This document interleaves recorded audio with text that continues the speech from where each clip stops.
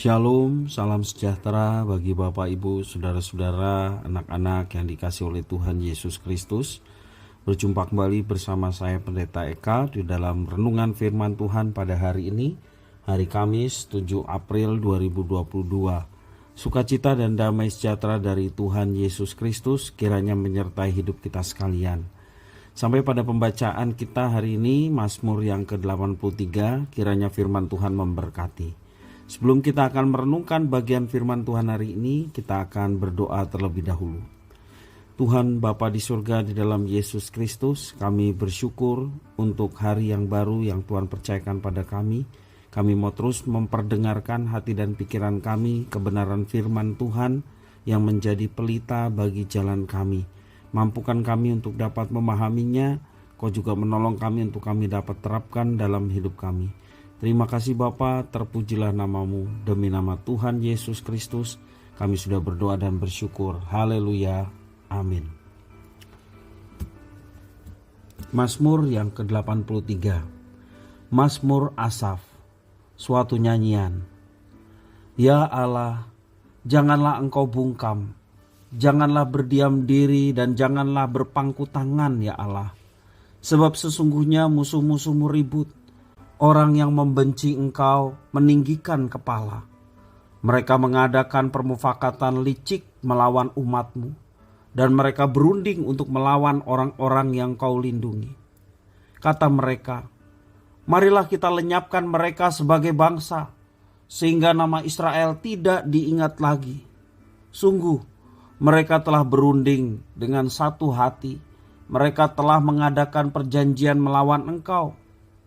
Penghuni kemah-kemah Edom dan orang Ismail, Moab dan orang Hagar, Gebal dan Amon dan Amalek, Filistea, beserta penduduk Tirus, juga Asyur telah bergabung dengan mereka, menjadi kaki tangan Bani Lot. Perlakukanlah mereka seperti Midian, seperti Sisera, seperti Yabin dekat sungai Kison, yang sudah dipunahkan di Endor, menjadi pupuk bagi tanah. Buatlah para pemuka mereka seperti Oreb bin Zeeb, seperti Zebah bin Salmuna, semua pemimpin mereka, yang berkata, marilah kita menduduki tempat-tempat kediaman Allah. Ya Allahku, buatlah mereka seperti dedak yang bertebangan, seperti jerami yang ditiup angin, seperti api yang membakar hutan dan seperti nyala api yang menghanguskan gunung-gunung. Kejarlah mereka dengan badaimu dan kejutkanlah mereka dengan puting beliungmu. Penuhilah muka mereka dengan kehinaan supaya mereka mencari namamu, ya Tuhan. Biarlah mereka mendapat malu dan terkejut selama-lamanya. Biarlah mereka tersipu-sipu dan binasa. Supaya mereka tahu bahwa engkau sajalah yang bernama Tuhan yang maha tinggi atas seluruh bumi. Bapak, Ibu, Saudara-saudara yang dikasihi oleh Tuhan, apakah kita pernah mendapatkan perlakuan kurang menyenangkan dari orang yang kita hormati? Seperti mungkin dilecehkan, dicuekin, dipandang sebelah mata, dan sebagainya. Sesuatu yang kurang menyenangkan dalam diri kita. Sebab hal itu membuat kita menjadi jengkel, menjadi tidak nyaman, bahkan marah. Mungkin kita mendendam terhadap perlakuan yang tidak menyenangkan, menjadi tawar hati. Pemazmur memohon kepada Tuhan untuk tidak bungkam, diam, dan berpangku tangan. Itu permohonan pemazmur. Permohonan ini menunjukkan betapa besarnya harapan pemazmur kepada Tuhan Allah. Hal itu dikarenakan hidupnya, demikian juga bangsa Israel sedang terancam oleh bangsa-bangsa yang berniat untuk menghancurkan mereka. Total ada 10 bangsa yang digambarkan dalam Mazmur ini. Pemazmur datang kepada Tuhan karena kebaikan dan kehebatan Tuhan yang telah teruji. Ada Midian, Sisera, Nama-nama disebut ada Yabin, Oreb, Zeeb, Zebah, dan Zalmuna. Dapat dijadikan contoh konkret yang disampaikan oleh pemazmur. Mereka pernah merasakan kedahsyatan kuasa Tuhan Allah yang disembah Israel. Di muka bumi ini tidak ada suatu pun yang lebih besar dibandingkan Tuhan Allah yang maha tinggi. Meski Israel tidak luput dari berbagai macam ancaman dari bangsa-bangsa di sekitar, tetapi mereka belajar untuk tetap beriman, tetap berharap kepada Tuhan Allah yang pernah menyatakan rancangan yang dahsyat dalam hidup mereka, yang pernah menuntun dan mengalahkan bangsa-bangsa yang ada di sekitar mereka. Nah, Bapak Ibu Saudara-saudara yang dikasihi oleh Tuhan, demikian juga hidup kita tidak luput, tidak lepas dari ancaman yang ada di sekeliling kita. Sudah cukup seringkali orang percaya mendengar bahwa umat Kristen diancam, karirnya dihambat, bahkan dipecat jika tetap bertahan di dalam iman kepada Kristus. Pernahkah kita mengalami hal seperti itu?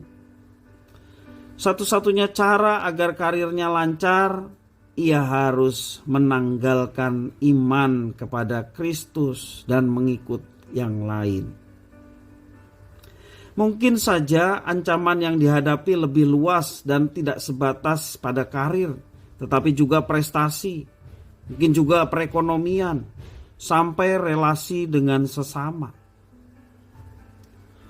Gentarkah kita saat menghadapi semua ancaman itu?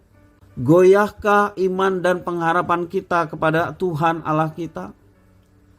Mari kita melihat dan belajar keyakinan iman dari pemazmur yang terus-menerus menyala kepada Tuhan. Demikian jugalah harusnya iman kita tetap yakin akan adanya Tuhan yang menyertai dengan kuasanya yang begitu besar. Kita tahu bahwa Allah lebih besar dari segala hal yang dapat mengancam kita. Karena itu ingatlah selalu untuk bersabar. Ingat selalu dalam menghadapi semua ancaman kepada Tuhan yang akan melindungi dan menyertai kita. Mari kita tetap bersuka cita karena ada pengharapan yang telah Tuhan berikan dan janjikan kepada setiap orang yang percaya. Mari kita tetap bertekun di dalam doa. Janganlah kita khawatir tentang apapun juga, tetapi nyatakanlah dalam segala hal keinginanmu kepada Allah dalam doa dan permohonan dengan ucapan syukur. Demikian juga firman Tuhan di dalam kitab Roma pasal 12 ayat 12 mengajarkan kepada kita umat percaya, bersukacitalah dalam pengharapan, bersabarlah dalam kesesakan, dan bertekunlah dalam doa. Kekuatan kita hanyalah Tuhan Allah.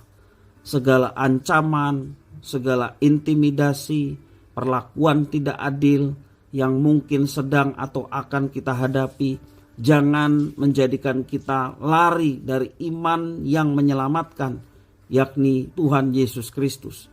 Mari kita tetap bersukacita karena pengharapan yang Tuhan berikan. Mari kita tetap bersabar dalam setiap kesesakan, karena ada Tuhan yang menyertai dan memberi kemenangan. Mari kita dekat dengan Tuhan dan bertekun di dalam doa, maka kita akan meraih kemenangan. Karena Tuhan yang berpihak, Dia yang akan mengalahkan segala ancaman-ancaman, intimidasi ya, yang menekan anak-anaknya. Tuhan pasti akan memberikan kemenangan. Tuhan pasti akan memberikan pertolongan. Sekali lagi, jangan menjadi goyah, jangan menjadi takut. Ada Tuhan sumber pengharapan dan kekuatan kita yang akan menyertai dan memberkati kita sekalian. Kiranya firman Tuhan ini memberkati kita sekalian. Mari kita berdoa. Tuhan Bapa di surga, kami mohon kekuatan yang dari Tuhan dalam kami menghadapi berbagai macam ancaman yang mungkin menerpa dalam kehidupan kami. Biarlah Engkau terus menguatkan kami bahwa ada Tuhan yang terus menyertai.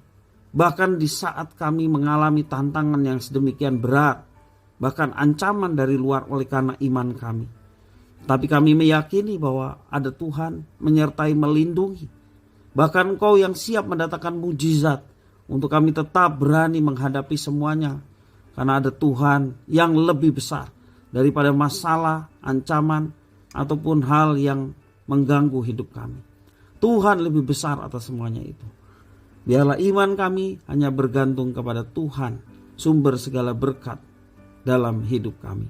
Terima kasih Bapa, terpujilah namamu. Demi nama Tuhan Yesus kami berdoa. Haleluya. Amin.